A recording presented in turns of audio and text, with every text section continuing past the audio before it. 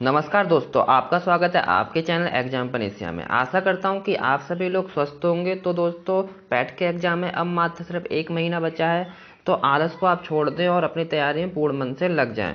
तो बिना ज़्यादा समय गवाए आज का प्रैक्टिस सेट शुरू करते हैं। इस प्रैक्टिस सेट में मैंने 25 महत्वपूर्ण प्रश्नों को शामिल किया जो आपके एग्जाम के लिए रामबाण साबित होंगे। तो पहला क्वेश्चन आज का देखते हैं। भारत में इस्पात संयंत्रों के संदर्भ में निम्नलिखित में से कौन सा युग्म सही है? ऑप्शन ए है दुर्गापुर उड़ीसा, ऑप्शन बी है सलेम तमिलनाडु, ऑप्शन सी है राउरकेला पश्चिम बंगाल, ऑप्शन डी है बोकारो बिहार।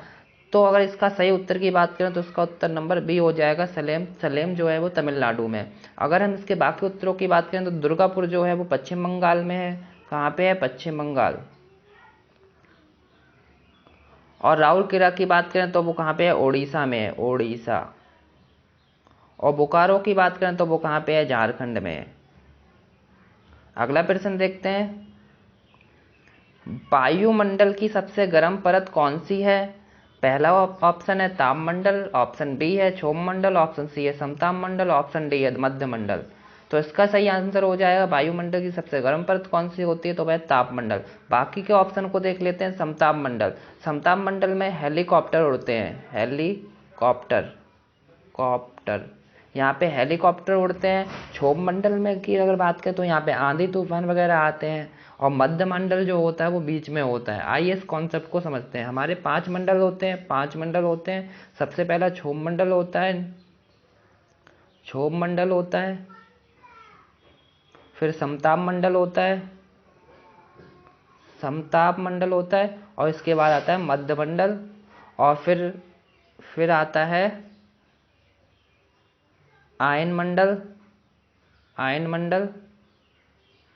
और 5वां जो मंडल होता है वह होता है वाह्य मंडल, वाह्य मंडल। तो ये हमारे 5 मंडल होते हैं, इनसे क्वेश्चन भी बनते रहते हैं। तो अगला प्रश्न देखते हैं। प्रश्न नंबर 3, निम्नलिखित में से किसमें वायु का वेग सबसे अधिक होता है? ऑप्शन ए आंधी, ऑप्शन बी तूफान, ऑप्शन सी चक्रवात, ऑप्शन डी बवंडर। तो इसका सही आंसर जो है वह है बवंडर। बवंडर में क्या होता है? वायु का वेग सबसे अधिक होता है। प्रश्न नंबर अगली हम बात करते हैं। प्रश्न नंबर 4, भारत सरकार अधिनियम 1935 किस पर आधारित है? Option A Simon commission, option B Lord Curzon आयोग, ऑप्शन, एक सेकंड रुकिए दोस्तों, ये यहाँ पे option A Simon commission, option B Lord Curzon आयोग, option C Dimitrov thesis, option D Lord Clive की रिपोर्ट। तो यह है जो भारत शासन अधिनियम 1935 का है, ये किस पे आधारित है? साइमन कमीशन पे। साइमन कमीशन की अगर हम बात करें, Simon commission, Simon commission, commission, Simon commission जो है वो 1927 में बना था। और भारत कब आया था पूछा जाता है तो 1928 में ये भारत आ जाता है। और इसी वक्त इनका विरोध करते हुए लाला लाजपत राय की मृत्यु हो जाती है। 1928 में लाला लाजपत राय की मृत्यु हो जाता है। लाजपत राय की क्या हो जाती है? मृत्यु हो जाती है। अगला प्रश्न देखते हैं।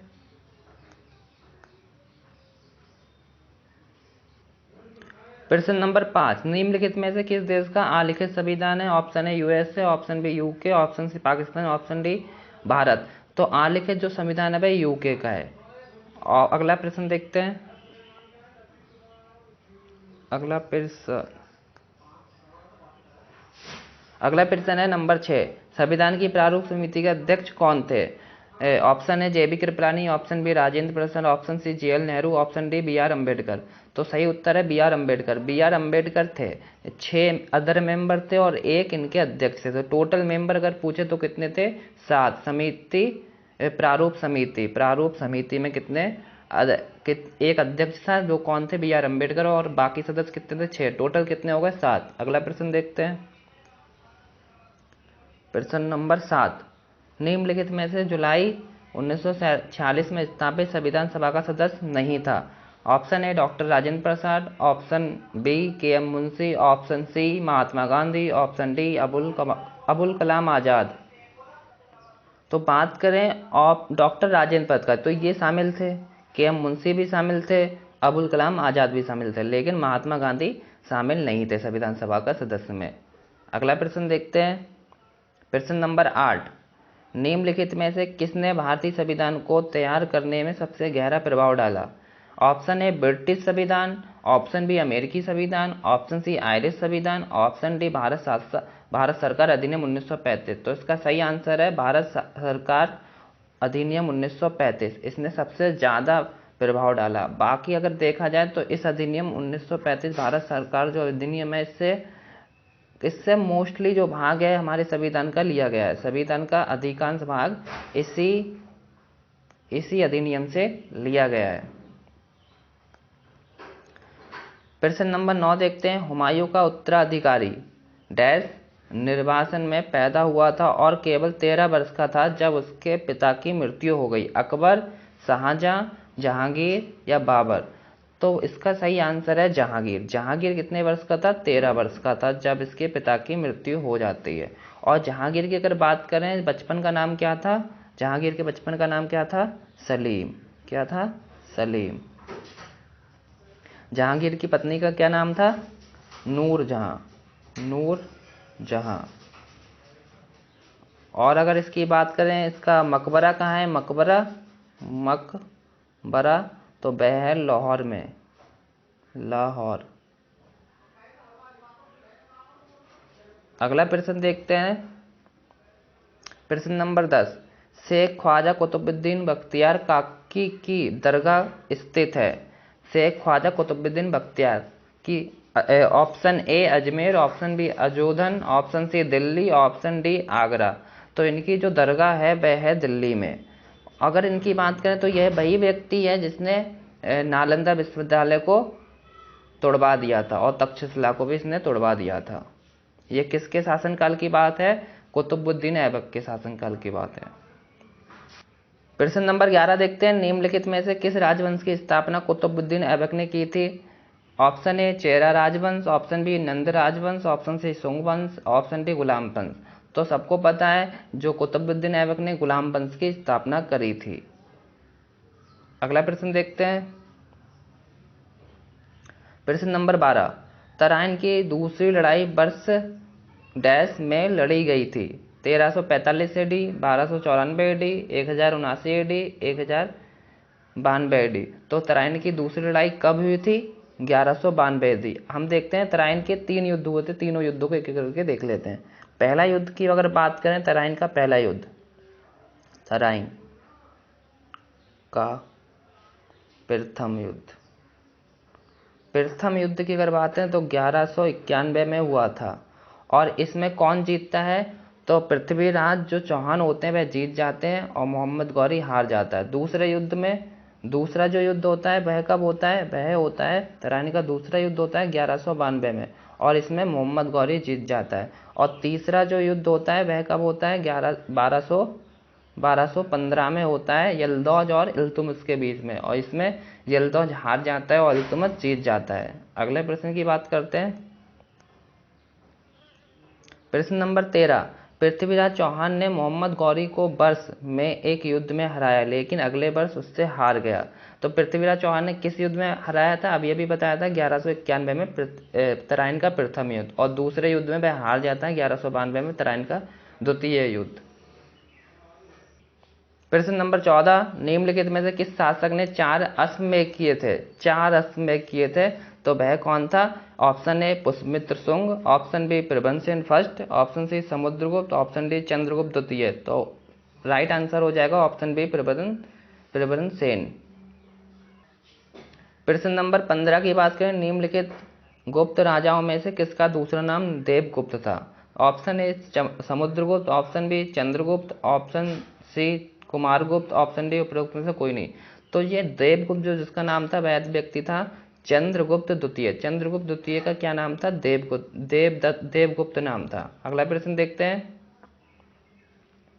प्रश्न नंबर 16, भारत का नेपोलियन किसे कहा जाता है? ऑप्शन ए चंद्रगुप्त मौर्य को, ऑप्शन बी चंद्रगुप्त द्वितीय विक्रमादित्य को, ऑप्शन सी महान अशोक को, ऑप्शन डी समुद्रगुप्त को? तो भारत का नेपोलियन किसको कहा जाता है? समुद्रगुप्त को कहा जाता है। समुद्रगुप्त की अगर हम बात करें, समुद्रगुप्त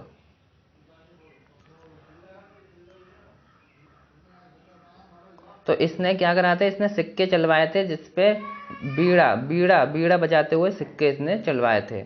अपने सिक्कों पे इसने बीड़ा बजाते हुए सिक्के चलवाए थे। अगला प्रश्न देखते हैं। प्रश्न नंबर 17, हर्षवर्धन ने अपनी धार्मिक सभा का आयोजन किया। Option A Mathura, option B Prayagraj, option C Varanasi, option C Tamralipta. तो हर्षवर्धन हर 5वें वर्ष अपना सब कुछ त्याग देता था, तो वह जगह कौन सी थी? प्रयागराज। प्रयागराज में जाके अपना सब कुछ त्याग देता, वहीं पे इसने धर्म सभा का आयोजन भी कराया था। अगला प्रश्न देख लेते हैं। प्रश्न नंबर 18, जैन दर्शन के अनुसार जीना शब्द का अर्थ है। यह क्वेश्चन बहुत ज़्यादा इंपॉर्टेंट है, आपको दोस्तों कोई नहीं बताएगा क्योंकि ये क्वेश्चन बहुत ज़्यादा फेमस नहीं है, लेकिन यह पेपर में आ सकता है। जीना शब्द किससे संबंधित है? ऑप्शन ए आयर्ड, ऑप्शन बी बेड़ियों से मुक्त, ऑप्शन सी योग्य, ऑप्शन डी विजेता। तो इसका सही आंसर जो है विजेता। जीना को क्या कहते हैं जैन धर्म में? विजेता कहते हैं। अगला प्रश्न देख लेते हैं। प्रश्न नंबर 19, निम्नलिखित में से किस राज्य में भगवान महावीर का जन्म हुआ था? Option A Maharashtra, option B Karnataka, option C Bihar, option C Gujarat. तो किस राज्य में हुआ था? बिहार में। बिहार में महावीर भगवान का जन्म हुआ था। अगला प्रश्न देख लेते हैं।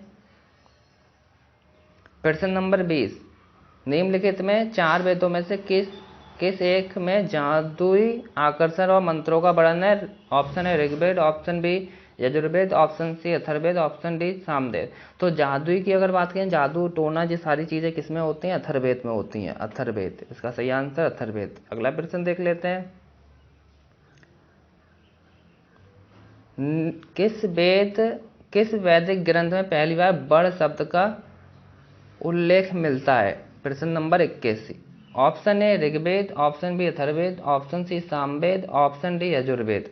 तो इसका सही जो आंसर है वह है ऋग्वेद। और कौन से मंडल में मिलता है ऋग्वेद के? तो वह मिलता है नवे मंडल में। नवे मंडल में 4 वर्ग के बारे में बताया गया है।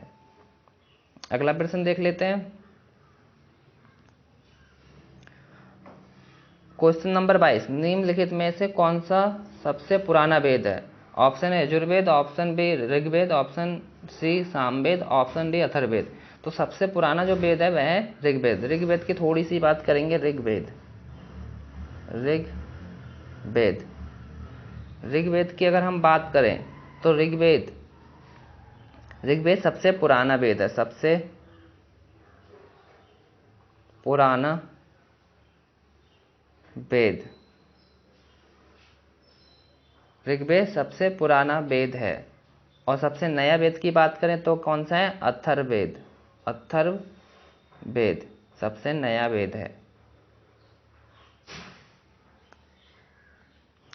प्रश्न नंबर अगर हम 23 की बात करें तो निम्नलिखित में से कौन सा हड़प्पा स्थल गुजरात में स्थल नहीं है? मतलब गुजरात में इनमें से कौन सा नहीं है? Option A Surkotada, option B Rangpur, option C Sutka Kendor, option D Desalpur. तो इसका सही आंसर है वो सूतका केंडोर, क्योंकि सूतका केंडोर जो है वो अफगानिस्तान में जगह है। अफगानिस्तान कहाँ है? अफगानिस्तान में जगह है ये।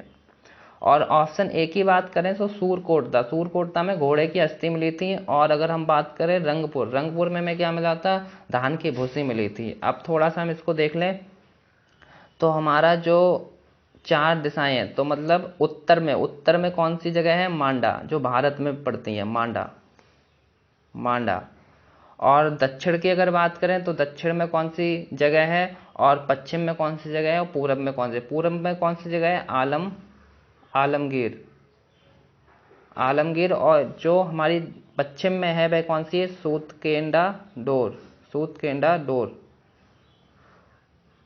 सूतकेंडाडोर। और अगर हम बात करें कि भारत में सबसे दक्षिणी स्थान कौन सा है, तो वह कौन सा है? दैमाबाद है। कौन सा है? दैमाबाद। यहाँ पे लिख देता हूँ मैं, दैमाबाद। पूछा जाता है किस नदी के किनारे है, तो ये किस नदी के किनारे है? प्रवरा नदी के किनारे है। प्रवरा किस नदी की सहायक नदी है? तो गोदावरी की सहायक नदी है। दोस्तों आप मेरी आवाज़ पे ध्यान दें, क्योंकि यहाँ पे उंगली से लिखना पॉसिबल नहीं हो पा रहा है, इसलिए सही से लिखा नहीं जा रहा, क्योंकि फ़ोन की डिस्प्ले छोटी होती है तो उस पर अच्छे से लिख नहीं पा रहा हूँ मैं। ठीक है, तो आप मतलब आप ध्यान से सुने तो आपको हर एक चीज़ समझ में आएगी। प्रश्न नंबर 4 की अगर बात करें तो भारत में खोजा गया सबसे पहला शहर कौन सा था? Option A Harappa, option B Punjab, option C Mohenjodaro और ऑप्शन डी सिंध। तो सबसे पहले कौन सा मतलब शहर खोजा गया था? हड़प्पा। हड़प्पा खोजा गया था सबसे पहले। हड़प्पा की खोज किसने करी थी? 1921 में दयाराम साहनी ने की थी। अगला क्वेश्चन देख लेते हैं। क्वेश्चन नंबर 25, निम्नलिखित में से कौन सा सिंधु घाटी सभ्यता का एक बंदरगाह शहर था? Option A Kalibangan, option B Lothal, option C Rakhigarhi, option D Dholavira. तो इसका जो सही आंसर है वह है लोथल। बाकी हम बात कर लेते हैं ऑप्शनों की। धौलावीरा, तो धौलावीरा 40वीं विरासत स्थल है हमारा, भारत का 40वां विरासत स्थल है। और अगर बात करें कालीबंगन की, तो कालीबंगन का मतलब होता है काली मिट्टी की चूड़ियाँ। और राखीगढ़ी की बात करें तो ये सबसे बड़ा स्थल है, भारत का सबसे बड़ा स्थल सिंधु घाटी सभ्यता का राखीगढ़ी है। आइए दोस्तों, कुछ हम आज की क्लास में कुछ इंपॉर्टेंट बातें आज देख लेते हैं जो हमारे पेपर के लिए इंपॉर्टेंट हो सकती है। ये बोनस पॉइंट है। हमारे जो मुगल काल है उसमें 6 शासक बहुत ज़्यादा इंपॉर्टेंट है। पहला जो है वह बाबर, इसका शासनकाल 1526 से 1530 तक चला था। दूसरा जो है वह हुमायूं है जो 1530 से 40, फिर 1555 से 1556। तो इसके जो बीच में शासक किसने किया था? वह शेरशाह सूरी ने किया था। अकबर की अगर बात करें तीसरे नंबर, तो 1556 से 1605। और अगर हम बात करें जहांगीर की, तो 1605 से 1627। अगर बात करें हम शाहजहाँ की, 1628 से 1658। और औरंगजेब की बात कर लें तो 1658 से 1707। क्यों दोस्तों मैंने ये चीज़ें बताई? क्योंकि इनसे क्वेश्चन बनने की बहुत प्रबल संभावना है इस बार, क्योंकि पेपर पैट का बहुत अच्छा आ रहा है, इसलिए ये चीज़ें आप याद कर लीजिए। एक चीज़ मैं और लेके आया हूँ आपके लिए, वह भी करा देता हूँ। आइए देखते हैं, जब हमारा देश आज़ाद हुआ था तो उस वक्त कौन कौन मंत्री थे? अंतरिम मतलब पहली जो मंत्रिमंडल बना था उसके कौन कौन मंत्री थे? तो प्रधानमंत्री कौन थे? हमारे जवाहरलाल नेहरू थे पहले। और हम बात करें अध्यक्ष कौन थे? राजेंद्र प्रसाद। गृह मंत्री कौन थे? सरदार वल्लभ भाई पटेल। कानून मंत्री कौन थे? B R Ambedkar. रक्षा मंत्री कौन थे? बलदेव सिंह। शिक्षा मंत्री कौन थे? मौलाना अबुल कलाम। ये क्वेश्चन बहुत ज़्यादा इंपॉर्टेंट, आप लिख लीजिए क्योंकि यह भी क्वेश्चन पूछने की प्रबल संभावना है। तो आज की वीडियो दोस्तों यहीं खत्म होती है। यदि आपको ये वीडियो अच्छी लगी तो कमेंट बॉक्स में कमेंट करके जरूर बताएं। और यदि आप हमारे चैनल पर नए हैं तो हमारे चैनल को सब्सक्राइब कर लीजिए, जिससे कि आपको पैट की तैयारी में कोई दिक्कत नहीं होगी, क्योंकि इस चैनल पर पैट की पूरी तैयारी करवाई जा रही है। धन्यवाद दोस्तों।